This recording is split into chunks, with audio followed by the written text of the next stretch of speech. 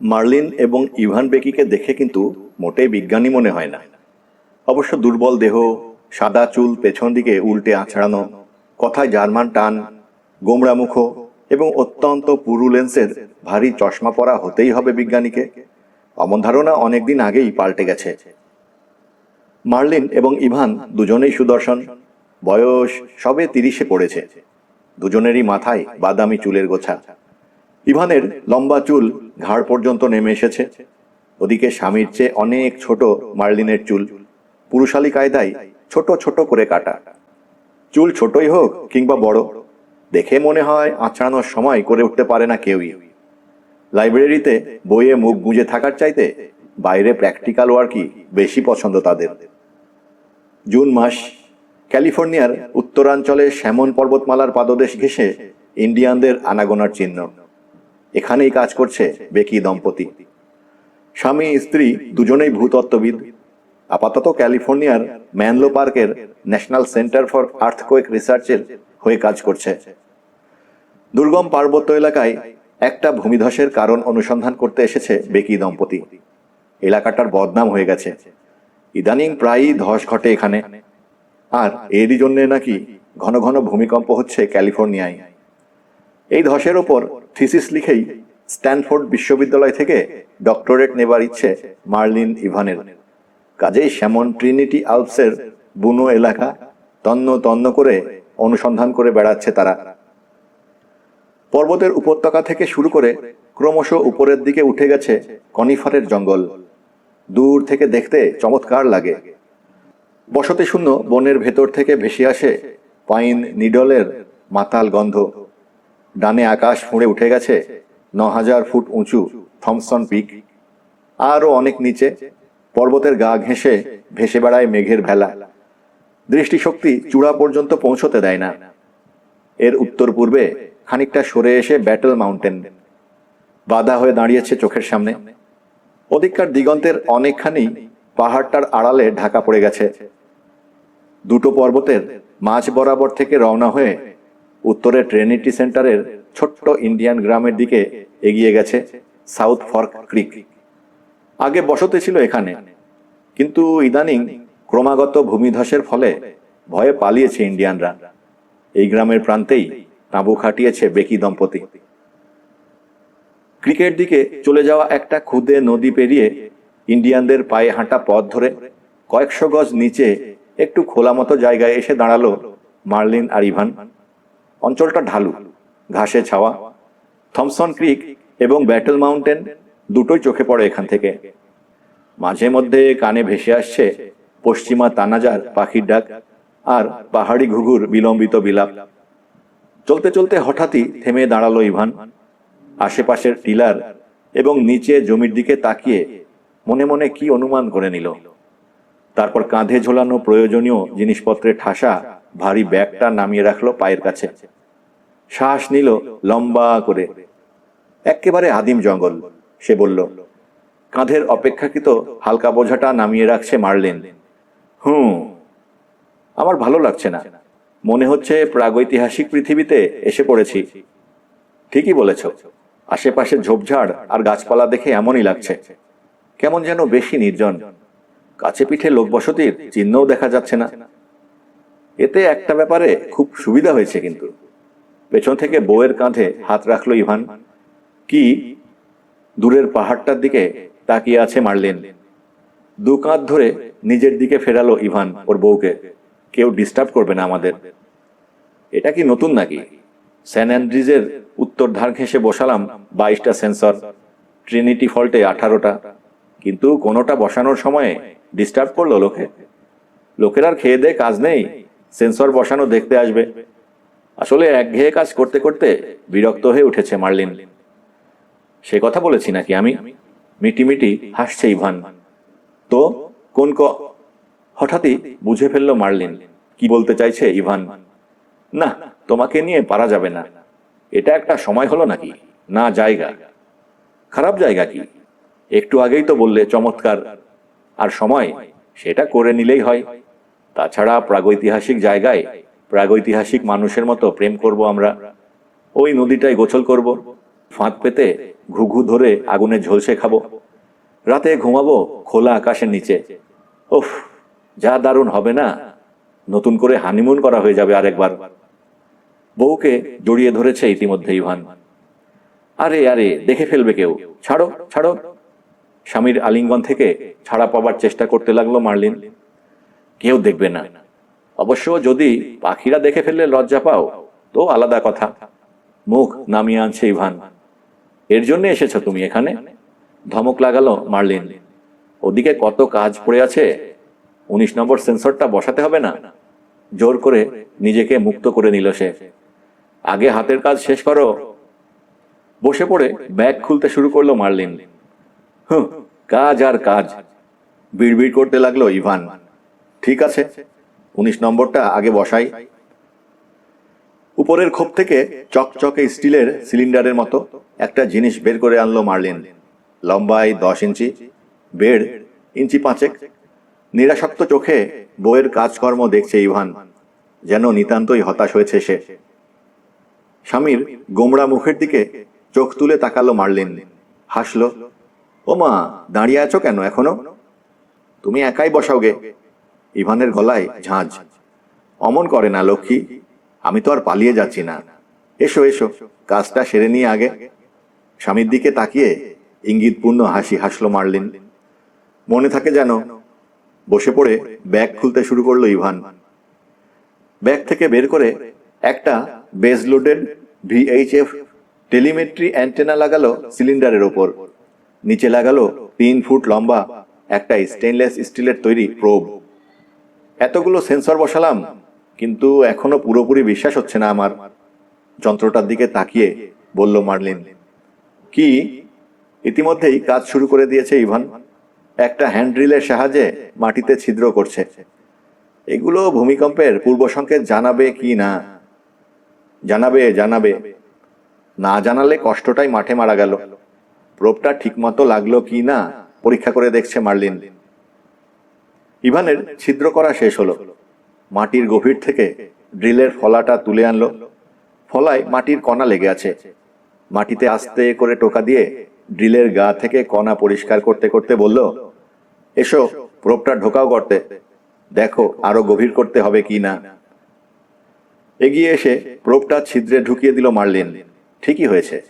নরম মাটির ওপর খাড়া হয়ে দাঁড়িয়েছে সিলিন্ডার আকৃতির সেন্সর রেডিওটা। থির থির করে মৃদু মৃদু কাঁপছে ওপরের অ্যান্টেনা। বেজে কল দিয়ে দেখো তো এবার, নির্দেশ দিল ইভান।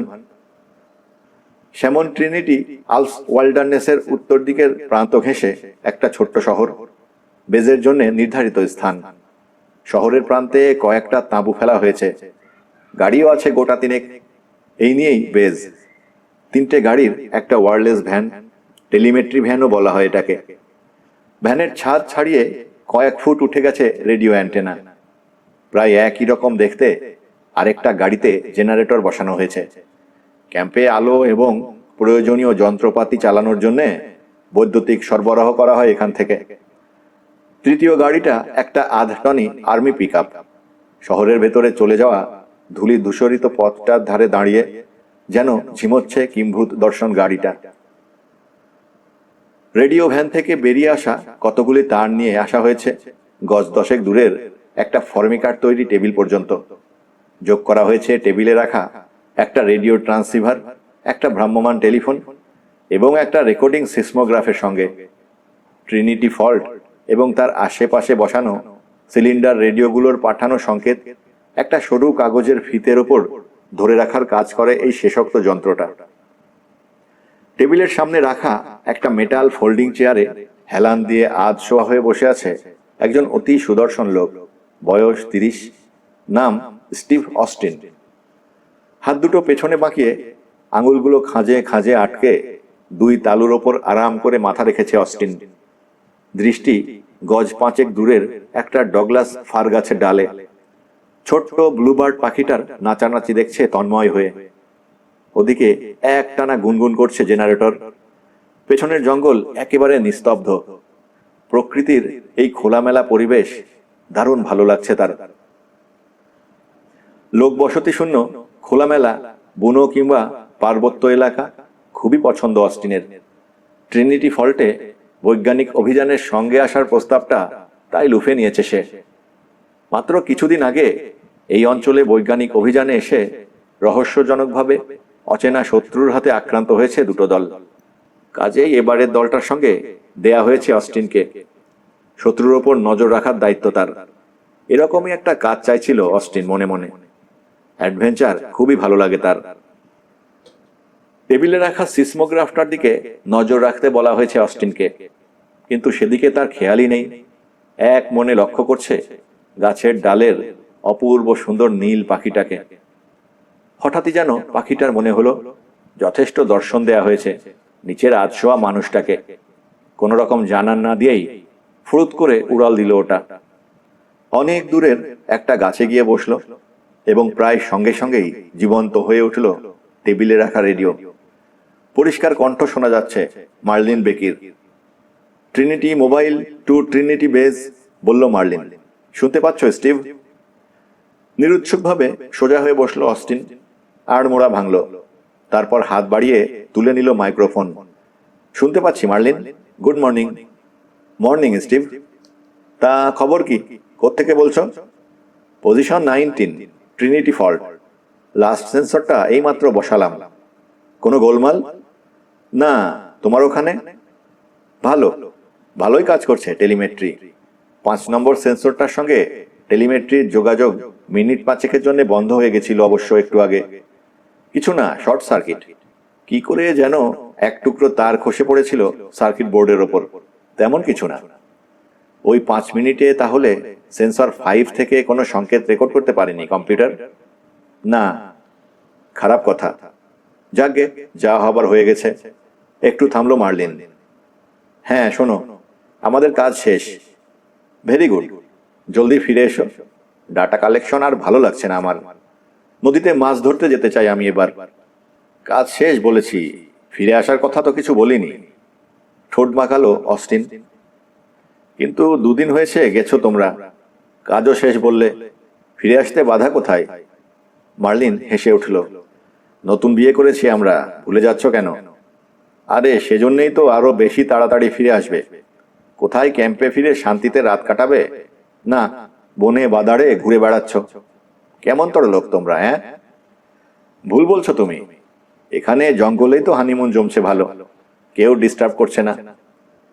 করছে না? না, হুঁশিয়ার করলো অস্টিন। ভুলে যেও না, আমার সামনের রেডিওটা সাংঘাতিক সেন্সিটিভ। তোমাদের পজিশন জানা আছে আমার। ইচ্ছে করলেই তোমাদের ওখানকার যে কোনো শব্দ, যে কোনো ধরনের, বুঝেছ তো, নিখুঁতভাবে ধরতে পারে। কাজেই ডিস্টার্ব করতে অসুবিধে হবে না। এখানকার রিসিভার অফ করে রাখবো এবং সেক্ষেত্রে প্রয়োজনীয় ভূকম্পন সংকেত ধরতে পারবে না। সুতরাং, অর্থাৎ আমাদের শান্তিতে থাকতে দেবে না। এখন থেকে তোমাদের প্রতিটি নড়াচড়া রেকর্ড করব। তাতে তোমাদের শান্তি বিঘ্নিত হলে। একটা ধাতব শব্দে থেমে গেল অস্টিন। টেলিমেট্রি ভ্যানটার দিকে চোখ তুলে তাকালো। ভ্যানের ছাদের এক প্রান্তে বসানো বিশাল অ্যান্টেনাটা ট্রিনিটি ফল্টের দিক থেকে আসা সেন্সরগুলোর সংবাদ রিসিভ করে রেডিওতে পাঠায়, যেটা 140 ডিগ্রি কোণ করে বেঁকে গেছে। পড়েই যাবে হয়তো। 1 মিনিট, মার্লিনকে বলল অস্টিন। অ্যান্টেনাটা আবার বেঁকে গেছে। কিছুতেই কারণটা বুঝতে পারছি না। ধরে থাকো, ঠিক করে রেখে আসছি ওটা। একটু আগে বললে তেমন কোনো সমস্যা নেই ওখানে, বলল মার্লিন। এই অ্যান্টেনার গন্ডগোলটা তো গতকাল থেকেই শুরু হয়েছে। একটু ধরো, আমি আসছি। পরে কথা বলবো, ছেড়ে দিচ্ছি এখন। নীরব হয়ে গেল রেডিও। মাইক্রোফোনটা টেবিলে নামিয়ে রাখলো অস্টিন। ঠেলে পেছনে সরালো চেয়ারটা। ঘুরে রওনা দিল টেলিমেট্রি ভ্যানের দিকে। ভ্যানের পেছনে পৌঁছে চারদিকে একবার দ্রুত দৃষ্টি নিক্ষেপ করে নিল অস্টিন। এটা তার স্বভাব। কেউ নেই। শরীরের উপরের অংশ সোজা রেখে হাঁটুটা কয়েক ইঞ্চি ভাঁজ করল সে। তারপর আচমকা স্প্রিংয়ের মতো লাফ দিল। হালকা পালকের মতো উঠে গেল শূন্যে। তারপর পালকের মতোই বাতাসে ভাসতে ভাসতে নেমে এলো ভ্যানের ছাদে, মাটি থেকে 10 ফুট ওপরে। স্টিভ অস্টিন সম্পর্কে যারা কিছু জানে না, ব্যাপারটা স্বপ্নের মতোই মনে হবে তাদের কাছে। আসলে ঠিকমতো বসানো হয়নি অ্যান্টেনাটা। কোনো শিক্ষানবিশ কারিগর বসিয়েছে হয়তো। খুব কাঁচা হাতে লুব্রিকেট করা হয়েছে। বিয়ারিং এর ঠিক ওপরে অ্যান্টেনার দণ্ডটা মুঠো করে ধরল অস্টিন, তার অসামান্য শারীরিক বায়োনিক আঙুল দিয়ে। অন্য যে কেউ হলে দুহাতে চেপে ধরেও এক চুল নড়াতে পারত না ভারী অ্যান্টেনাটা। কিন্তু স্টিভ অস্টিনের কথা আলাদা। সে তো আর 10 জনের মতো সাধারণ মানুষ নয়। তীক্ষ্ণ ধাতব শব্দ উঠল। আস্তে আস্তে সোজা হতে শুরু করলো অ্যান্টেনা। আবার আগের জায়গায় এসে গেল দণ্ডটা। উঠে দাঁড়ালো অস্টিন। চোখের সামনে মেলে ধরে তার বায়োনিক আঙুলগুলো দেখল। ইচ্ছে করলে এই আঙুলের এক মোচড়ে কঠিন ইস্পাতের দণ্ডটা ভেঙে দিতে পারে সে। চাই কি 2 আঙুলে টিপে ধরে চ্যাপ্টা পর্যন্ত করে দিতে পারে। কম্পিউটার না বানিয়ে আসলে আমার মতো আরো কিছু বায়োনিক ম্যান বানানো উচিত বিজ্ঞানীদের, অস্টিন ভাবল। বিজ্ঞানের এক আশ্চর্য পুনঃসৃষ্টি স্টিভ অস্টিন, পৃথিবীর প্রথম সফল সাইবর্গ। আধা মানুষ আধা যন্ত্র। মানুষের স্বাভাবিক স্বভাব চরিত্র, আবেগ, প্রবণতা, চিন্তাধারা সবই আছে তার। এর পাশাপাশি আছে অপরিসীম যান্ত্রিক শক্তি। দৈহিক শক্তিতে তার সমকক্ষ তো দূরের কথা, কাছাকাছিও আসতে পারে এমন মানুষ পৃথিবীতে একজনও নেই।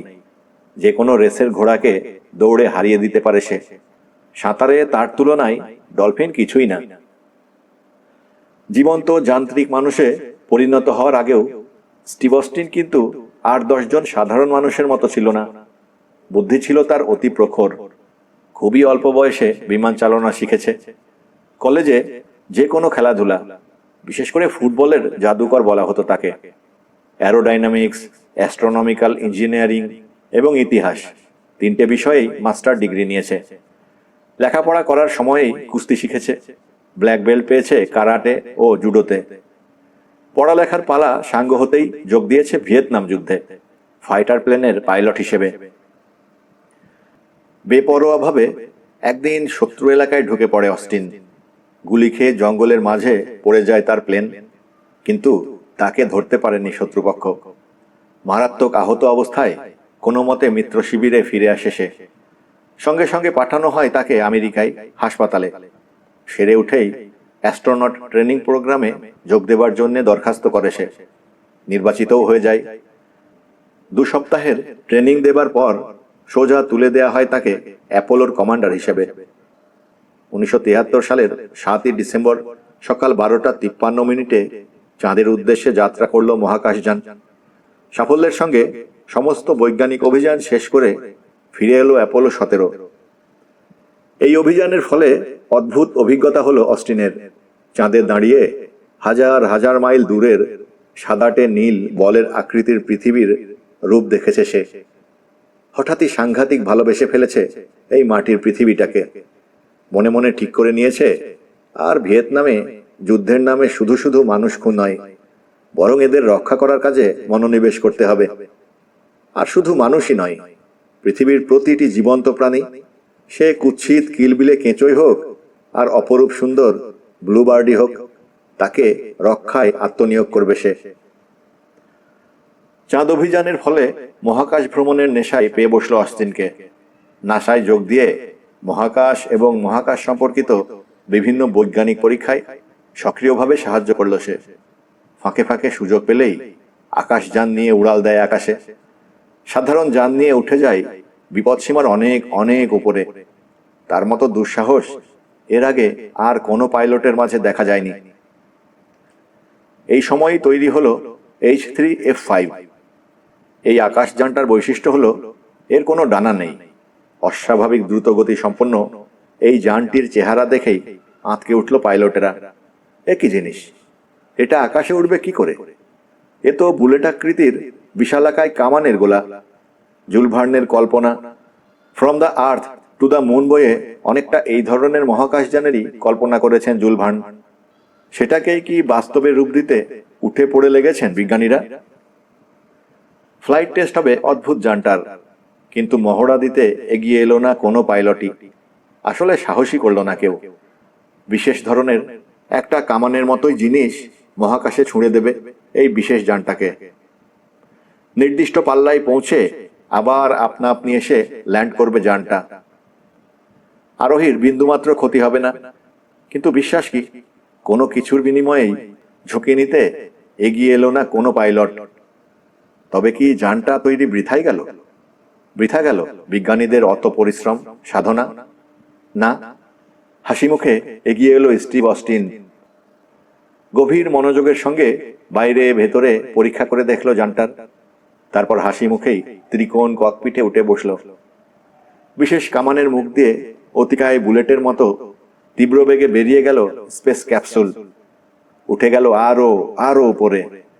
আরেকবার নিচের নীল সাদা পৃথিবী নামক বলটার দিকে আশ্চর্য হয়ে তাকিয়ে থাকলো অস্টিন। হঠাৎই চমকে উঠল অস্টিন। ধক করে উঠল হৃৎপিণ্ড। ইঞ্জিনের আওয়াজ শুনেই বুঝতে পারল গোলমাল দেখা দিয়েছে। নতুন ধরনের ইঞ্জিন। খুব একটা ধারণা নেই জিনিসটা সম্পর্কে অস্টিনের। তবু গোলমালটা কোথায় খুঁজে বের করার চেষ্টা করল সে, কিন্তু পারল না। পৃথিবীর দিকে ফিরে চলেছে আবার যানটা। এয়ারফোর্স বেজে ক্রমাগত রেডিও যোগাযোগ করে চলল অস্টিন, কিন্তু নিচে থেকেও নিয়ন্ত্রণ করা গেল না ক্যাপসুলটাকে। আসলে নিয়ন্ত্রণ করবার তেমন কোনো ব্যবস্থাই রাখা হয়নি। আঙুল কামড়াতে লাগলেন বিজ্ঞানীরা। ইস, এত বড় ভুল করার কোনো মানে হয়? কেন যে আগেই সম্ভাবনাটার কথা ভাবলেন না কেউ? মাটির কাছে এসে যাচ্ছে ক্রমেই আকাশযানটি। টেলিভিশনের পর্দায় দেখল অস্টিন নিচে ব্যস্তভাবে ছোটাছুটি করছে অ্যাম্বুলেন্স, ফায়ার ব্রিগেডের গাড়ি ইত্যাদি। তীর বেগে নিচে নেমে যাচ্ছে ক্যাপসুল। মাটি থেকে মাত্র আর কয়েকশো গজ উপরে আছে। আর মাত্র কয়েকটা সেকেন্ড। নিজেকে ভাগ্যের হাতে ছেড়ে দিল সে। নাক নিচের দিকে করে মাটিতে এসে পড়ল ক্যাপসুল। নাকটা ফুট দুয়ে গেঁথে গেল মাটিতে। সাংঘাতিক গতিবেগ সইতে না পেরে পেছন দিকটা বসে গেল। এতে ফুলে গেল বুলেটাকৃতি যানের মাঝখানটা। তারপরই ফেটে গেল। চূর্ণ বিচূর্ণ হয়ে আশেপাশে ছড়িয়ে পড়ল ধাতব দেহ আর যন্ত্রপাতিগুলো। পরপর ঘটনাগুলো ঘটতে বড়জোর আধ সেকেন্ড সময় লাগলো। দ্রুত এগিয়ে এসেছে অ্যাম্বুলেন্স আর ফায়ার ব্রিগেড ভ্যান। গাড়িগুলোর দরজা খুলে টপ টপ নেমে এলো কর্মীরা। প্রথমেই ধ্বংসকূপের ভেতর থেকে টেনে বার করলো স্টিভ অস্টিনকে। দুটো পায়েরই উরু থেকে নিচের অংশ গুঁড়ো হয়ে গেছে অস্টিনের। বাঁ হাতটাও শেষ। একটা ধাতুর টুকরোর খোঁচায় বাঁ চোখটা গলে বেরিয়ে গেছে। চাপ লেগে ভেঙে গেছে পাঁজরার কয়েকটা হাড়। ধাতুর চোখা একটা পাত ঢুকে গেছে বুকের ভেতর। একেবারে হৃৎপিণ্ড ঘেঁষে একটা হার্ট ভাল্ব কেটে দিয়েছে। নিচের চোয়াল গুঁড়ো হয়ে গেছে। দুই পাটির অধিকাংশ দাঁত নেই। কয়েকটা মারাত্মক ফাটল খুলিতে। তালগোল পাকিয়ে পড়ে আছে স্টিভ অস্টিনের রক্তাক্ত দেহ নামক মাংসপিণ্ডটা। আশ্চর্যভাবে বেঁচে গেছে অস্টিন। সোজা তাকে নিয়ে আসা হয়েছে বায়োনিক রিসার্চ সেন্টারে। কলোরাডো স্প্রিংয়ের উত্তরে বুকি মাউন্টেনে বিপুল টাকা খরচে প্রতিষ্ঠিত একটা টপ সিক্রেট সরকারি গবেষণাগার এটা। যদি শেষ পর্যন্ত অস্টিন বেঁচে থাকে তো এই প্রতিষ্ঠানের দৌলতেই থাকবে। যেরকম মারাত্মকভাবে আহত হয়েছে সে, পৃথিবীর আর কোনো হাসপাতাল কিংবা গবেষণাগারই তাকে বাঁচাতে পারবে না। দ্রুত কিন্তু গভীর মনোযোগের সঙ্গে অস্টিনকে পরীক্ষা করে দেখলেন বায়োনিক রিসার্চ সেন্টারের নেতৃস্থানীয় ডাক্তার বিজ্ঞানীরা। অদ্ভুত এক চিন্তা স্থান নিল তাদের অতি উন্নত মস্তিষ্কে। তাই তো এতদিন যা ভাবছিলেন এই বিশেষ লোকটাকে দিয়েই সেটা কার্যে পরিণত করে দেখার চেষ্টা করলে কেমন হয়। কিন্তু তার জন্যে বিপুল পরিমাণ অর্থের প্রয়োজন। সরকার কি দেবেন? তবু তারা চাইলেন। টাকার অঙ্কের কথা শুনে চমকে উঠলেন আমেরিকার প্রেসিডেন্ট। একটা লোকের পেছনে অত টাকা ব্যয় করবেন? অনেক ভেবে চিনতে মন্ত্রীবর্গের সঙ্গে সলা পরামর্শ করে অবশ্য শেষ পর্যন্ত টাকা দেয়াই স্থির করলেন তিনি। স্টিভ অস্টিনই হবে পৃথিবীর প্রথম সাইবর্গ, মানুষ আর যন্ত্রের সংমিশ্রণ। পৃথিবীর প্রথম বায়োনিক ম্যান। মানবিক ক্ষমতা আর যন্ত্রের সহাবস্থানে সৃষ্টি হবে এক অতি আশ্চর্য জীব, যে কাজ করবে আমেরিকান ইন্টেলিজেন্সের হয়ে। একটা বিশেষ ইন্টেলিজেন্স ব্রাঞ্চের স্পেশাল অপারেশন বিভাগের chief Oscar Goldman. Bionic research station প্রতিষ্ঠিত হবার পক্ষে যে কজন ভোট দিয়েছেন তিনিও তাদের মধ্যে একজন।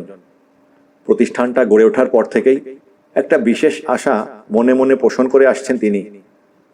অভূতপূর্ব ক্ষমতাশালী এবং শক্তিধর একজন বায়োনিক ম্যান যদি তৈরি করা যেত। গোল্ডম্যানের মনের আশা পূরণ করার জন্যই যেন স্টিভ অস্টিন সাইবর্গ তৈরিতে মন দিলেন রিসার্চ সেন্টারের বিজ্ঞানীরা। খবরটা চাপা থাকলো না গোল্ডম্যানের কাছে। একেবারে লাফিয়ে উঠলেন তিনি, ছুটলেন রিসার্চ সেন্টারে। জ্যান্ত সাইবর্গ কেমন কেমন হলে ভালো হয় একটা ধারণাও দিলেন বিজ্ঞানীদের। বায়োনিক রিসার্চ সেন্টারের প্রধান ডক্টর রুডি ওয়েলস, নাম করা বিজ্ঞানী, অস্টিনের বিশেষ বন্ধু। গভীর সহানুভূতি আর কৌতূহল নিয়ে কাজে মন দিলেন তিনি। ইলেকট্রোশিপ পদ্ধতিতে ঘুম পাড়ানো হলো অস্টিনকে। একের পর এক অজস্র অপারেশন চলল তার দেহে। প্রথমেই অস্টিনের নষ্ট হয়ে যাওয়া হার্ট ভাল্বটা বদলে কৃত্রিম হুফনাজেল ভাল্ব লাগানো হলো। ভাঙাচোরা খুলি খুলে ফেলে দেয়া হলো। তার স্থান নিল সিজিয়ামের তৈরি কৃত্রিম খুলি। ভেতরে বাইরে দুই দিকেই স্পঞ্জ জাতীয় পদার্থের আস্তরণ। ব্রেন এবং চামড়া নষ্ট হওয়ার ভয় রইল না এতে। আসলে একটা সার্বক্ষণিক হেলমেট বসানো হয়ে গেল অস্টিনের মাথায়। ভয়ানক রকম আঘাতেও সহজে আর ব্রেনে চোট লাগবে না। বুকের ভাঙাচোরা রিবগুলো কেটে বের করে নিয়ে আসা হলো। তার জায়গায় বসিয়ে দেয়া হলো ধাতব অ্যালয় ভিটালিয়ালের তৈরি রিব। সিলিকন রাবারের তৈরি কৃত্রিম পেশি দিয়ে ঢেকে দেয়া হলো বক্ষপিঞ্জর। তার আগে কৃত্রিম রিবের সঙ্গে সূক্ষ্ম তারের অ্যান্টেনা আর সামান্য রেডিও সামগ্রী আটকে দেয়া হয়েছে। অ্যান্টেনার তারটা একটা রিব বেয়ে গিয়ে মেরুদণ্ড ধরে নেমে গেছে একটা বায়োনিক পা পর্যন্ত। সিজিয়ামের সাহায্যেই তৈরি হয়েছে কৃত্রিম চোয়াল। আসল চোয়ালের চাইতে অন্তত 10 গুণ বেশি টেকসই। কঠিন নাইলনের তৈরি দাঁত বসানো হলো এই চোয়ালে। নষ্ট হয়ে যাওয়া বাঁ চোখের অবশিষ্ট বের করে নিয়ে অক্ষিকোটরে বসিয়ে দেয়া হলো অতি ক্ষুদে কিন্তু অসাধারণ শক্তিশালী মিনিয়েচার ক্যামেরা লাগানো চক্ষু গোলক। পুরোপুরি অন্ধকারেও এই চোখের সাহায্যে দেখতে পাবে অস্টিন। চাইলে এই চোয়ালে বসানো একটা ক্ষুদে বোতাম টিপে এই ক্যামেরার সাহায্যে যে কোনো সময় যে কোনো লাইটিংয়ে যে কোনো জিনিসের ছবি সে তুলতে পারবে। চোখের ভেতরের ক্যামেরাতেই স্বয়ংক্রিয়ভাবে প্রসেসিং হয়ে যাবে ছবি। ইচ্ছে করলে বের করে নিয়ে আসা যাবে ফিল্ম। এই ফিল্মও বিশেষ পদার্থে তৈরি, কোনো সময়েই শেষ হবে না। ক্যামেরার ভেতরেই তৈরি হতে থাকবে। একটা ফিল্ম বের করে আনার সঙ্গে সঙ্গে তৈরি হয়ে জায়গা মতো বসে যাবে আরেকটা ফিল্ম। অদ্ভুত সৃষ্টি এই বাঁ চোখটা। অতগুলো সূক্ষ্ম সূক্ষ্ম জটিল যন্ত্রপাতির সমাবেশ, অথচ বাইরে থেকে দেখে আসল ডান চোখটা থেকে এটাকে আলাদা করে চেনার জো নেই। কেউ ধারণাই করতে পারবে না এটা একটা বায়োনিক চোখ। শুধু ছবি তোলা আর দেখাই নয়, অনুবীক্ষণেরও কাজ করবে এই চোখ। যে কোনো জিনিসকে অন্তত বহুগুণ বড় করে দেখতে পারবে অস্টিন ইচ্ছে হলেই। কোনো সুইচ টেপাটেপির দরকার নেই। অস্টিনের কৃত্রিম খুলির ভেতর দিকে বসানো আছে কম্পিউটার। ব্রেনের সঙ্গে যোগ আছে এর, অর্থাৎ অস্টিনের ইচ্ছের সঙ্গেও যোগ আছে। সুতরাং সে চাইলেই বিশেষ বিশেষ কাজ করে দেবে কম্পিউটার তার হয়ে। অস্টিনের বায়োনিক হাত পাগুলোও কম বিস্ময়কর নয়। ভেতরের হাড় বিশেষ ধরনের ধাতব অ্যালয় দিয়ে তৈরি, ভাঙা কঠিন। রাসায়নিক পদার্থে তৈরি কৃত্রিম পেশি দিয়ে ঢেকে দেয়া হয়েছে এই হাড়। অদ্ভুত মিনি জেনারেটর বসানো হয়েছে হাড়ের ভেতরে। সারাক্ষণই বিদ্যুৎ তৈরি করতে থাকবে জেনারেটর, ছড়িয়ে দেবে কৃত্রিম পেশিতে। অসাধারণ ক্ষমতা আর শক্তি এসে যাবে পেশিগুলোতে। অস্টিন চাইলেই কম্পিউটার আদেশ দেবে পেশিগুলোকে রেডিওর সাহায্যে। একটা নির্দিষ্ট সীমানার মধ্যে যে কোনো গতিবেগে দৌড়তে পারবে অস্টিন বায়োনিক পায়ের সহায়তায়। কৃত্রিম বাহুটাই এসে যাবে বায়োনিক শক্তি। আসল হাতের মতোই এই বায়োনিক হাতে ডিমের মতো ভঙ্গুর জিনিসকেও তুলে নিতে পারবে অস্টিন। আবার ইচ্ছে করলে ইস্পাতের ফাঁপা বলকেও চিপে থেতলে দিতে পারবে। এমনই সব আরো আজব আজব জিনিস আর যন্ত্রপাতি ভরে ভরে অদ্ভুত এক রোবটে পরিণত করা হলো স্টিভ অস্টিনকে। শত্রুর জন্য এক ভয়াবহ ধ্বংস মেশিন। অত সব কাজ শেষ করতে পুরো 1 বছর লেগে গেল। এই 1 বছর হাসপাতালের বিছানায় আর অপারেশন টেবিলে কাটাতে হলো অস্টিনকে। এবং এই সময় প্রায় রোজই এসে অস্টিনের সঙ্গে সাক্ষাৎ করে গেছেন গোল্ডম্যান। ঘন্টার পর ঘন্টা সাহচর্য দিয়েছেন। স্টিভ অস্টিনের ঘনিষ্ঠ বন্ধু হয়ে গেছেন special operation chief Oscar Goldman. 19 নম্বর সেন্সরটার কাছে বসে আছে ইভান বেকি। কাছে ঘাসের ওপর পা ছড়িয়ে বসে মার্লিন। কোলের ওপর রাখা পোর্টেবল টেস্ট ইকুইপমেন্ট। সেন্সর থেকে আসা সংকেত ধরছে একটা যন্ত্র। সঙ্গে সঙ্গেই রিডিং দিচ্ছে ডায়ালে। ভুরু কুঁচকে ডায়ালের দিকে তাকিয়ে আছে সে, অবাক হয়ে গেছে। আরো আধ মিনিট তীক্ষ্ণ দৃষ্টিতে ডায়ালের দিকে তাকিয়ে থাকলো মার্লিন। তারপর পুরো সেটটার বিশেষ বিশেষ অংশ পরীক্ষা করে দেখল। না, যন্ত্রটা তো ঠিকই আছে। তাহলে স্বামীর দিকে মুখ তুলে তাকালো মার্লিন। ওয়ারিংগুলো ঠিকমতো করেছিলে? সেন্সরের অ্যান্টেনা আরো ওপরের দিকে তুলে দিতে ব্যস্ত ইভান। স্ত্রীর দিকে তাকিয়েই পাল্টা প্রশ্ন করলো সে, কেন? ওয়ারিংগুলো ঠিকঠাক মতো করেছিলে কি না জানতে চাইছি। নিশ্চয়ই, কেন? সন্দেহ হচ্ছে আমার। যন্ত্রটার ওপর আবার ঝুঁকে পড়ল মার্লিন। দক্ষ হাতে ডায়ালটা খুলে নিল। টেনে টুনে ওয়ারিং দেখে নিয়ে শ্রাক করল। অদ্ভুত রিডিং দিচ্ছে ডায়াল, বলল মার্লিন। আশেপাশেই কোথাও আগ্নেয় গহ্বর জাতীয় কিছু আছে মনে হচ্ছে। কি বললে?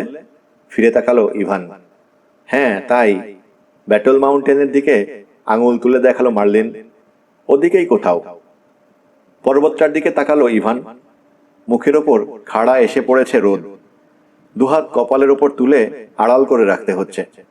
আশ্চর্য তো, অথচ ওদিকে আগ্নেয়গিরি আছে কখনো শুনিনি তো। কিন্তু সেন্সরের রিডিং তো ভুল হতে পারে না। যন্ত্রটায় কোনো দোষ নেই তো? জোরে এদিক ওদিক মাথা দোলালো মার্লিন। ভালো মতো দেখেছি আমি, কোনো গোলমাল নেই। এক কাজ করো, সেন্সরটার পজিশন জানিয়ে ট্রিনিটি বেজের টেস্ট ইকুইপমেন্টে রিডিং দেখতে বলো তো অস্টিনকে। শোনা যাক কি রিডিং পাচ্ছে ও। মার্লিন মাইক্রোফোনটা তুলে নিল, রেডিওর সুইচ অন করল। Trinity mobile to Trinity base. কড়কড় করে উঠল রেডিও। দু একবার ঝড় বওয়ার শব্দ হলো। এরপর কথা শোনা গেল। ট্রিনিটি বেজ, বলে যাও। অস্টিনের গলা। স্টিভ, জিজ্ঞেস করলো মার্লিন, 19 নম্বর সেন্সরে রিডিং পাচ্ছ? রিডিং টেপ পাচ্ছে, কিন্তু আমি দেখছি না এখন। গোল্ডম্যান আর রেন্ট্রির অপেক্ষায় আছি। ওরা এলেই এখান থেকে সরে যাব, বেস চেঞ্জ করব। অ্যান্টেনার গোলমাল সেরেছে? এখন তো ঠিকই আছে। বেশ, বলল মার্লিন। এক কাজ করো, রিডিং ডায়ালটা অন করো। 19 নম্বর থেকে পাঠাবো। দেখো তো কোনো গন্ডগোল আছে কি না। সেন্সরের ট্রান্সমিটার সেকশনটা অন করলো ইভান। সংকেত যাচ্ছে? মাইক্রোফোনে বলল মার্লিন। হ্যাঁ। তীক্ষ্ণ দৃষ্টিতে ডায়ালের দিকে তাকিয়ে আছে অস্টিন। রেন্ট্রি আর গোল্ডম্যান এসে দাঁড়িয়েছে পেছনে। টের পেয়ে একবার ঘাড় ফিরিয়ে তাকালো, তারপর আবার মন দিল ডায়ালের দিকে। মার্লিনের গন্ডগোল শব্দটা আগন্তুক দুজনেরও কানে গেছে। NCER এর একজন বিজ্ঞানী টম রেন্ট্রি, যাতে রেড ইন্ডিয়ান। হু ভ্যালির ইন্ডিয়ান রিজার্ভেশনে জন্ম। ট্রিনিটি ফল্টের আশপাশটা তাই নিউ ইয়র্কের অধিবাসীদের চাইতে অনেক বেশি চেনে সে। ভূতত্ত্ব বিজ্ঞানে অগাধ জ্ঞান, অথচ বয়স একেবারে কম, মাত্র 20। সব দিক বিবেচনা করেই ট্রিনিটি ফল্টের বৈজ্ঞানিক অভিযানে তাকে সঙ্গে নেওয়া হয়েছে। অস্কার গোল্ডম্যানের আগমন কিন্তু রহস্যজনক। কেউ জিজ্ঞেস করলে বলেছেন বটে স্টিভ অস্টিনকে সঙ্গ দেওয়ার জন্যই তার আগমন, কিন্তু স্পেশাল ইন্টেলিজেন্সের অপারেশন বিভাগের একজন চিফ শুধুই একজন জ্যান্ত রোবটকে সঙ্গ দিতে এসেছেন, ঠিক মেনে নেওয়া যায় না। তবে কে জানে, $6 মিলিয়ন তো সোজা কথা নয়। অমন দামি সাইবর্গকে আগলে রাখার কিংবা তার সত্যিকারের কার্যক্ষমতা পরীক্ষা করার দায়িত্বটা হয়তো গোল্ডম্যানের ওপরেই অর্পণ করেছেন সরকার। মিনিট খানেক গভীর মনোযোগে ডায়ালের রিডিং দেখলো অস্টিন। তারপর উঠে গিয়ে তাঁবু থেকে একটা ছোট টিভি জাতীয় সেট নিয়ে এলো। জেনারেটরের সঙ্গে কানেকশন দিয়ে চালু করে টিউনিং করতেই কতগুলো আঁকা বাঁকা রেখা ফুটে উঠল স্ক্রিনে। ভুরু কুঁচকে উঠল অস্টিনের। মাইক্রোফোনটা ঠোঁটের কাছে এনে বলল, ট্রিনিটি মোবাইল, মনে হচ্ছে কোনো আগ্নেয় গুহার কাছাকাছি আছো তোমরা। অবিশ্বাস্য, এ কিভাবে সম্ভব? ফিসফিস করে বলল রেন্ট্রি। ট্রিনিটি মোবাইল, শুনতে পাচ্ছ তো তোমরা? জিজ্ঞেস করলো অস্টিন। পাচ্ছি, এই গোলমালটাই অবাক করেছে আমাদের, বলল মার্লিন। ছেড়ো না, ধরে থাকো। একটু সরিয়ে বসিয়ে দেখা দরকার কি রিডিং দেয় সেন্সর, ইভান বলল। এগিয়ে গিয়ে বসে পড়ল সে, কাজ শুরু করলো। সেন্সরটা তুলে আনলো, অ্যান্টেনা আর প্রোব খুলে নিয়ে সার্কিট পরীক্ষা করাই মন দিল। ডান হাতের তালুর ওপর থুতনি রেখে বসে বসে স্বামীর কাজ দেখছে মার্লিন। না, কোথাও কোনো গোলমাল নেই। এদিক ওদিক মাথা দুলিয়ে আপন মনেই বলল ইভান, দেখো তো সার্কিটের কোথাও ক্রস কানেকশন হয়ে গেছে কিনা। সন্দেহ যাচ্ছে না মার্লিনের। টিনের টুকরো টাকরা লেগে থাকতে পারে সার্কিট বোর্ডের পেছনে, বাড়তি তার বেরিয়ে থাকাও বিচিত্র নয়। বিচিত্র নয়, স্বীকার করলো ইভান, কিন্তু তাতে সার্কিট অচল হয়ে যেতে পারে, জ্বলে যেতে পারে, গোটা এক আগ্নেয়গিরি আবিষ্কার করে ফেলতে পারে না। শ্রাক করলো মার্লিন, একটু নড়ে চড়ে বসলো, বাঁ হাতের তালুও এনে ঠেকালো থুতনিতে। ওদের কয়েক গজ দূরে রেডউডের এক টুকরো ঘন বনের মধ্যে চুপচাপ দুজনের দিকেই লক্ষ্য রাখছে বিশাল এক ভয়ঙ্কর জীব। ইভান কিংবা মার্লিন টেরই পাচ্ছে না। জীবটার স্থানীয় নাম সাসকোয়াচ। লম্বায় 8 ফুটের কাছাকাছি, অনেকটা গরিলার মতো দেখতে। পায়ের পাতা, হাতের তালু আর মুখমণ্ডল ছাড়া বাকি শরীর লম্বা বাদামি রোমে ঢাকা। দুদিকে ছড়ালে এক হাতের মধ্যমা থেকে অন্য হাতের মধ্যমার দূরত্ব ফুট 10 হবে। ইচ্ছে করলে দু হাতে দুজন শক্ত সমর্থ জোয়ান লোককে অনায়াসে তুলে নিতে পারে। চেহারায় গরিলা আর মানুষের সংমিশ্রণ, অনেকটা আমাদের আদি পূর্বপুরুষদের মতো। দুপায়ের ওপর সোজা হয়ে দাঁড়াতে পারে ইচ্ছে করলে, কিন্তু সাধারণত একটু কুঁজো হয়ে চলাই এর স্বভাব। চলার সময় কাঁধ থেকে ঝুলে থাকে 2 হাত। হঠাৎ দেখলে মনে হবে প্রাণ নেই ও দুটোই।